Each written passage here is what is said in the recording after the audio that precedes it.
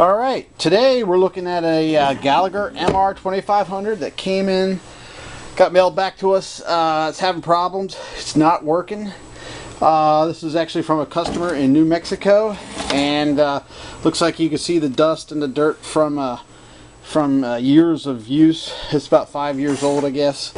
And I think what they've had is probably a power surge or a lightning strike or something that may have blown the fuse inside, or replaced, or we just need to replace the module. You can see the dirt on it. It also kind of rigged up here. Looks like he had some problems with it and lost his power connection there. And so what we're going to do is probably replace it with a brand new module that we have here from Gallagher, and you can get those from any dealer, but you can send your things in back to us if you need it. We're going to work here in our shop, in our office. It's above our shop, and right here at the kitchen. We have a nice little kitchen here we work at, and we use it on the counter. So we're going to take it apart and swap out parts and get it going. And you can see here we have one apart, and we've had to replace the module, which is kind of the motherboard of the machine. This one got fried by a lightning strike, and you can see some blackening there and some problems. The fuse was blown. Here's where the little fuse would be up here, and it's easy to fix if you want to test it out first. But they're pretty easy to take apart and swap out. And what you do is you take off the capacitors and the transformer, and once you have the capacitors and the transformer out, you take out the motherboard. Make sure you don't get shocked. Make sure you discharge these with a screwdriver or something so they don't shock you. They do whop a punch. The board just pops out and pops back in. Put everything back down. It's pretty easy on how to do it.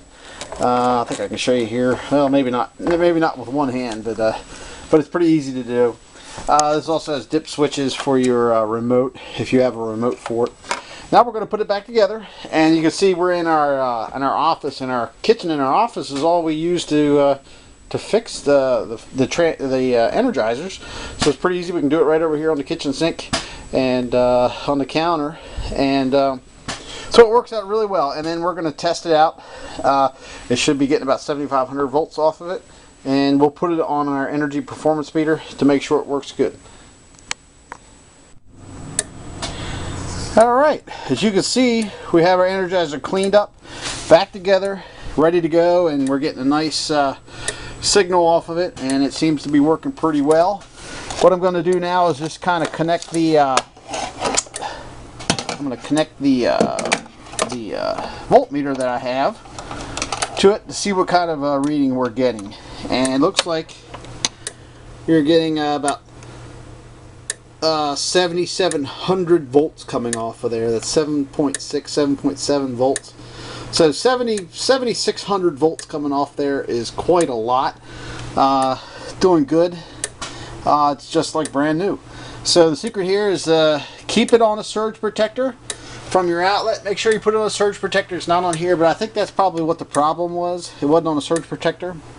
This is from a ranch in New Mexico.